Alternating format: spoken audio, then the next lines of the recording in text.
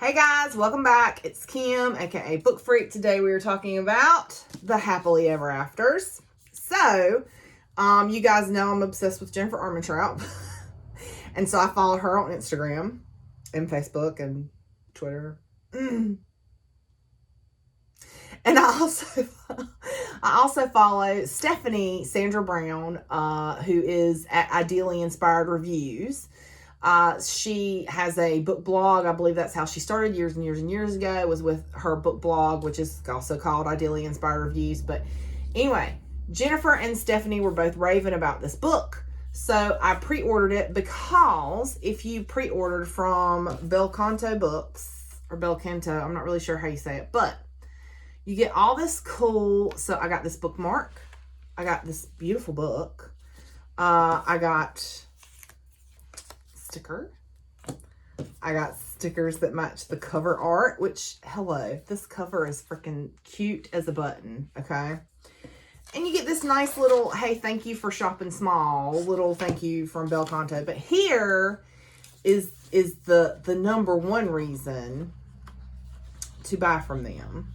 Because if you do, I'm trying to get to the page, then you get a signed version.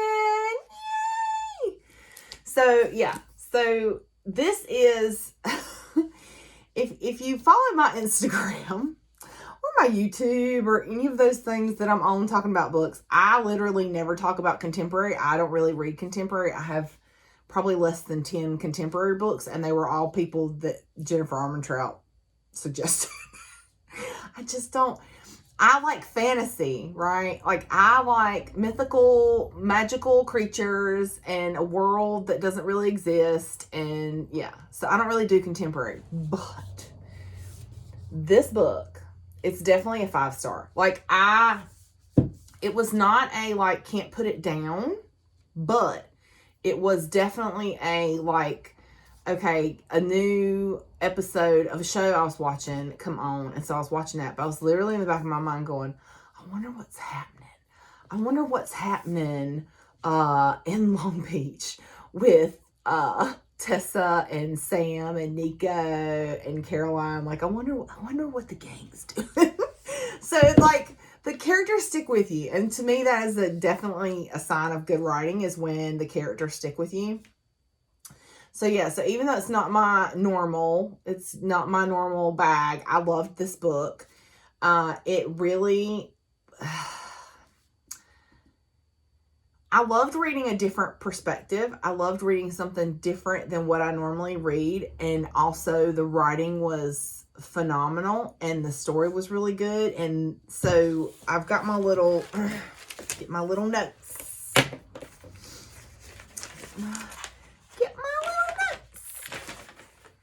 So we're all on the same page. So our main character is Tessa Johnson, okay? Her love interests, plural, is Sam and Nico. And so what I loved was all the anxiety and the awkwardness. I identified so much with this girl, even to like the curly hair routine, which mine is like a 2 something, depending on the weather. But like I just really identify with this girl. And there's like this point where like she's talking to this girl and she's just like overthinking everything and overanalyzing everything. And like, God, like, is that not, who can't identify with that, right? That at some point in your life you have had that happen to you. And it like perfectly kind of captures that whole horrible teenage mentality that we all have in high school, of like wanting to fit in with the cool kids and kind of, you know, shunning our good friends because we want to be friends with the cool kids, and maybe doing some morally ambiguous things because we want to hang out with the cool kids. And it just, all of that. I loved her journey in this book, the main character's journey in this book.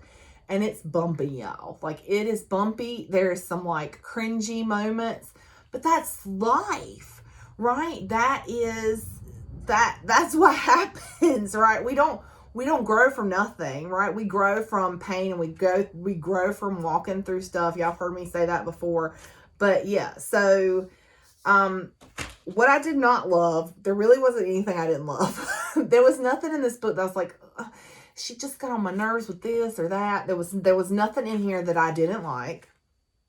But I will say that I was pretty frustrated with her not seeing the obvious, right? But again, that's life, right? Sometimes we don't see what is right in front of us because we're busy looking at something else or thinking about something else or focusing on something else.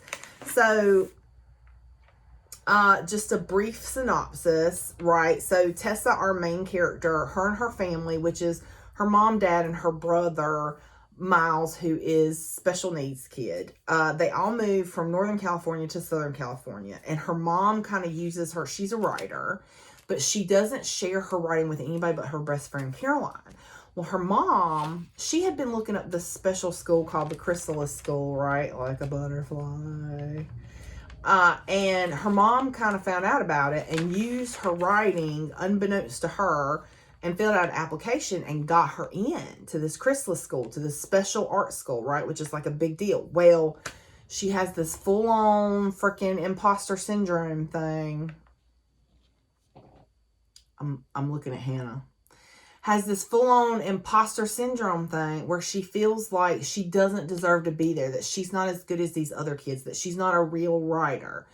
You know, and she struggles with that, and that's really the main part of the story, is that she loses her voice, she loses her words, and she goes on this journey to try and find them again, you know. And there's kind of a love triangle. I know a lot of people are like, I don't like love triangles, but I mean, it is and it isn't. It is in that she's interested in two guys, okay? But it isn't in that there's not this ongoing relationship with both guys. To me, it's not bad. But I don't mind love triangles. There's also this kind of her changing her personality and her demeanor and how that affects her relationship with her friends and her parents. And like I said, she has to walk through some things, but in the end, oh my God. Okay, I cry. Y'all know I'm a crier. It doesn't take much for me to cry. But I really did cry at the end of this book because it was just so beautiful, because it's like at the end of this whole story, this whole convoluted, all this stuff she went through, she was her happily ever after, learning to love herself. Oh my God. Yes. Like I'm going to cry thinking about it. But okay. Okay. But how cool is that, right? Like there's this whole story, and at the end, you're your own happily ever after. Oh. So yes, definitely. Y'all see I'm like tearing up. Read this book. It is amazing. You will love it, even if you don't love contemporary, because I'm not a contemporary person, but I love this book. It's really good, and I am excited to see what else she has to write, and she will probably be a one-click for me because I love her writing, and I love her stories. So thanks, you guys. I'll see you next time.